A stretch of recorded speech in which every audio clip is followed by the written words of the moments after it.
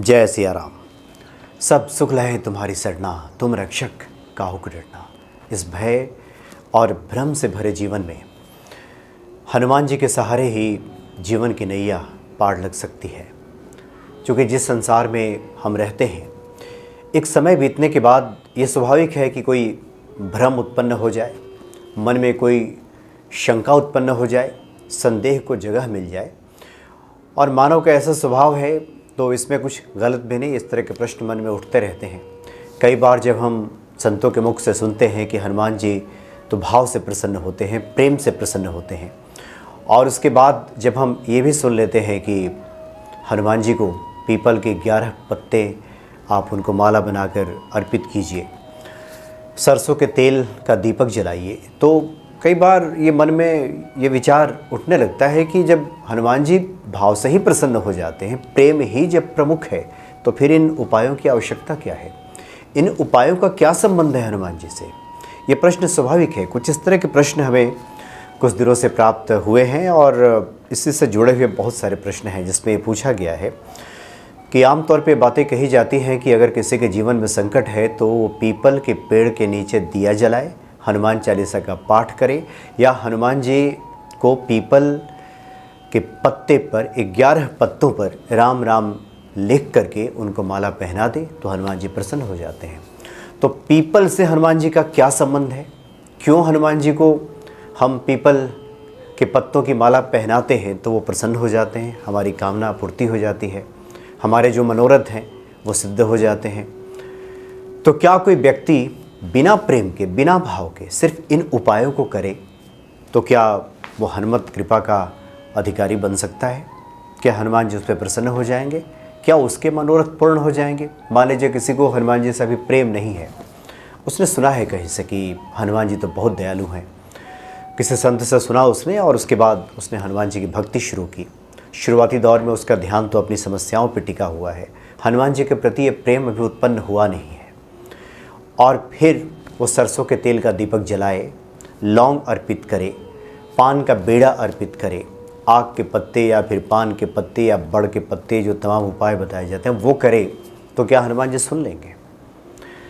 इस तरह से कई बार विचार मन में उठता है इन बातों को लेकर के, और प्रश्न भी इस तरह के हमें प्राप्त होते हैं। इस पर हमने भी काफ़ी विचार मंथन किया। कई बार तो कुछ संत महात्माओं से भी बातचीत हो जाती है, तो उनसे भी जब हमने पहले भी पूछा कि आप सभी भक्ति भाव की बात करते हैं, लेकिन शुरुआती दौर में क्या आपके सामने स्थिति आई थी कभी कि आपको पीपल के पत्ते की माला हनुमान जी को पहनाने की आवश्यकता महसूस हुई हो, कुछ उपाय करने की आवश्यकता हुई हो, जिसको आम बोलचाल की भाषा में हम टोटका कहते हैं? क्या इसकी आवश्यकता महसूस हुई हो? कभी ऐसा आपको लगा है कि ऐसा करना चाहिए, या शुरू से ही हनुमान जी के प्रति आपकी इतनी श्रद्धा रही कि इन सब बातों की कोई आवश्यकता ही नहीं रही? तो उत्तर तो मिला कि नहीं, शुरुआती दौर में सबने ऐसा किया है। शुरुआत ही यहीं से होती है। ये भक्ति हमारी धीरे धीरे प्रबल होती है। दृढ़ता तो तभी आती है जब समय बीतता है।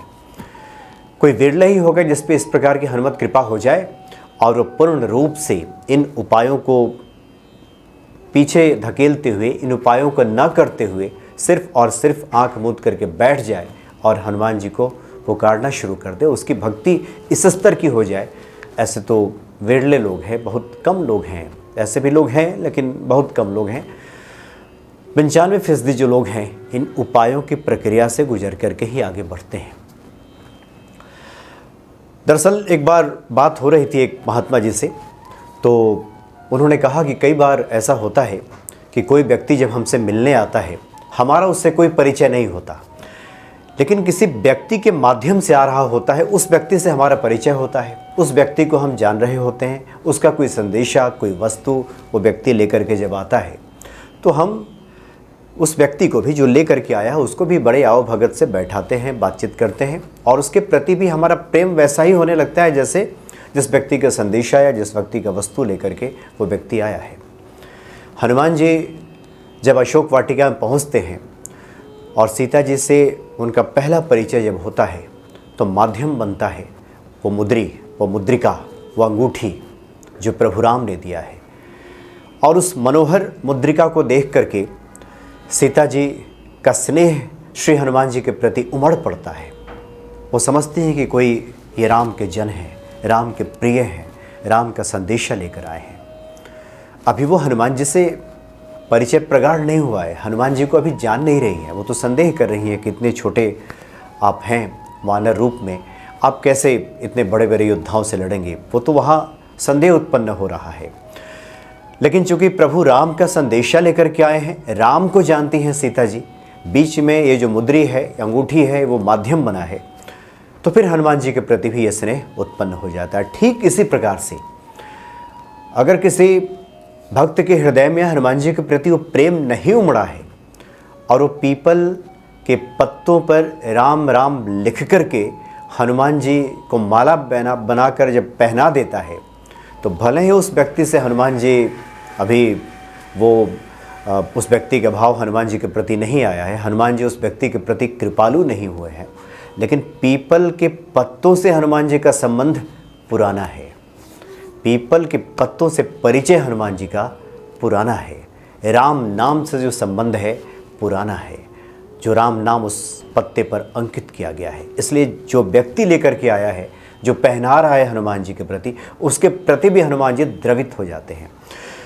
चूँकि भगवान कृष्ण ने पीपल के वृक्ष के बारे में कहा है कि अश्वत्थम सर्ववृक्षानाम, वृक्षों में मैं पीपल हूँ। और जो पीपल का वृक्ष है उसके जड़ में ब्रह्मा जी का वास है, तना में विष्णु भगवान का वास है, और ऊपर जो शिखर पे सबसे ऊंचे पे भगवान शिव का वास है। पत्ते पत्ते पे जो पत्ते हैं वो श्री हरि का रूप है, जो पीपल का पत्ता है वो श्री हरि का रूप है। और उस पर राम राम लिख करके जब हम हनुमान जी को अर्पित करते हैं तो उस पत्ते से प्रेम है हनुमान जी को, पत्ते से लगाव है, संबंध है श्री हरि से, श्री हनुमान जी का। और जब कोई भक्त बीच में माध्यम बन करके उनको अर्पित करता है तो हनुमान जी सुन लेते हैं। और वैसे भी बहुत सारे लोग जो शनि बाधा से ग्रसित होकर के जब जाते हैं, तो बहुत संक्षेप में हम आपको बताते हैं कि एक पिपलादी देव के बारे में आपने सुना होगा। वो दधीची ऋषि के पुत्र हैं। दधीची ऋषि का अपना जो वज्र बनाने के लिए अपनी हड्डियां जो दान कर दी थी इंद्र को, चूँकि वृतासुर का वध करना था। उसके बाद जो दधीची की जो पत्नी है, उन्होंने जन्म दिया था और बच्चे को, और पीपल के नीचे ही रख दिया था, तो उनका नाम ही पड़ गया पिपलादी देव। और फिर दधीची ऋषि के साथ उनकी पत्नी सती हो गई थी। तो पिपलादी देव जब बड़े हुए तो उन्हें पता चला कि उनके माता पिता इस दुनिया में नहीं है, इसके पीछे कौन सी शक्ति काम कर रही थी। तो पता चला कि इसमें तो शनि भगवान की कोप दृष्टि है।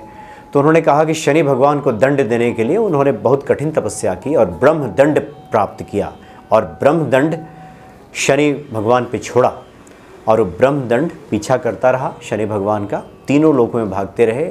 आखिरकार उनके चरण पे प्रहार हो गया ब्रह्म दंड से, इसलिए शनि लंगड़ा के चलने लगे, इसलिए धीमी गति हो गई शनि की। बाद में उन्होंने प्रार्थना की भगवान शिव से, भगवान शिव वहाँ प्रकट हुए और उन्होंने कहा पिपलादी देव से कि इसमें शनि की कोई गलती नहीं है, ये विधि का विधान ऐसा है कि ऐसा हुआ है। तो शनि ने ये आशीर्वाद दिया था, ये बताया था, ये वचन दिया था कि जो भी व्यक्ति, जो भी भक्त पीपल के वृक्ष की सेवा करेगा, वहाँ दीप जलाएगा, या पीपल से मैं दूर रहूँगा। भगवान शनि ने ऐसा कहा था। तो जो लोग पीपल की पूजा आराधना करते हैं उससे भी लाभ हो जाता है, भक्तों का भला हो जाता है। एक तो पिपलादी देव से जुड़ी हुई भी एक कथा है। इसलिए जो लोग भी श्री हनुमान जी को पीपल के पत्ते पर 11 पत्तों पर मंगलवार को और शनिवार को राम नाम अंकित करके श्रद्धा भाव से जा करके, उनके भीतर भले ही भाव उस वक्त ना हो, भाव जागृत न हुए हों, लेकिन हनुमान जी उस पीपल के पत्ते पर राम नाम अंकित देख करके, अपने गले में सुशोभित देख करके अति प्रसन्न हो जाते हैं। इसलिए जो भी भक्त हनुमान जी को इस प्रकार से पीपल के पत्ते पर राम राम लिख करके उनके गले में डालते हैं, उनको पहनाते हैं, तो हनुमान जी के वो कृपा पात्र बन जाते हैं। और वैसे भी मिट्टी के दिए में सरसों का तेल डाल करके पीपल के वृक्ष के नीचे आप अगर दीपक जलाते हैं, हनुमान चालीसा का पाठ वहाँ बैठ करके करते हैं, तो उससे भी हनुमान जी की प्रसन्नता बहुत शीघ्र प्राप्त हो जाती है। एक 40 दिवसीय अनुष्ठान है जिसके बारे में एक महात्मा जी ने चर्चा की थी हमसे कि बहुत ये सरल अनुष्ठान है। अगर कोई व्यक्ति मंगलवार से शुरू करे, मंगलवार को पीपल के वृक्ष के नीचे वो चला जाए, सरसों के तेल का दिया जला ले और बस एक हनुमान चालीसा का पाठ किया और 40 दिन का क्रम रखे। महिलाएं हैं तो 21 दिन का कर लें, 40 दिन का वो क्रम रखे। रविवार को सिर्फ न जाए, क्योंकि रविवार को वर्जित है पीपल के पेड़ की पूजा। रविवार को बिल्कुल ना करें, आप रविवार को छोड़ दें। बाकी 40 दिनों तक आप गिनती कर लें।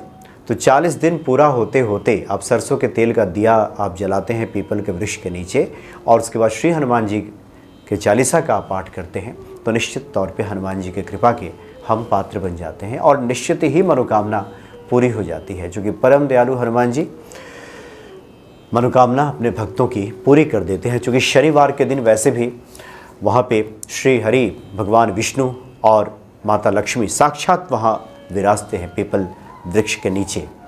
इसलिए हनुमान जी की पूजा आराधना उस दिन किया जाए तो हनुमान जी की भक्ति हमें प्राप्त होती है और जो मनोरथ हमारा है वो पूर्ण हो जाता है। इसलिए जो लोग भी इस तरह के मन में जिनके भी बातें आती हैं कि भला पीपल से क्या संबंध है हनुमान जी का, हम अगर प्रेम और भक्ति रहित पूजा करें और पीपल के पत्ते ही हनुमान जी को हम अर्पित करते रहें तो क्या इससे काम बन जाएगा? इससे भी काम बन जाता है। वैसे तो भक्ति और प्रेम का कोई विकल्प नहीं है। भक्ति और प्रेम के साथ ये वस्तुएं ना भी हों और भक्ति और प्रेम रहे तो हनुमान जी द्रवित हो जाते हैं और सुन लेते हैं। लेकिन इन वस्तुओं का भी अपना महत्व है। राम नाम लिख करके आप हनुमान जी के गले में माला डालिए, निश्चित तौर पे हनुमान जी सुन लेंगे। जिन भी भक्तों के जीवन में इस तरह का कष्ट है, संकट है, मंगलवार और शनिवार को हनुमान जी को राम नाम की माला पहनाए तो देखेगा कि एक चमत्कारिक अनुभव जीवन में देखने को मिलेगा और जो भी विपदा है, परेशानी है, हनुमान जी वो दूर कर देंगे। परम दयालु हनुमान जी कृपा होगी ही होगी, ये तय है। जय सिया राम।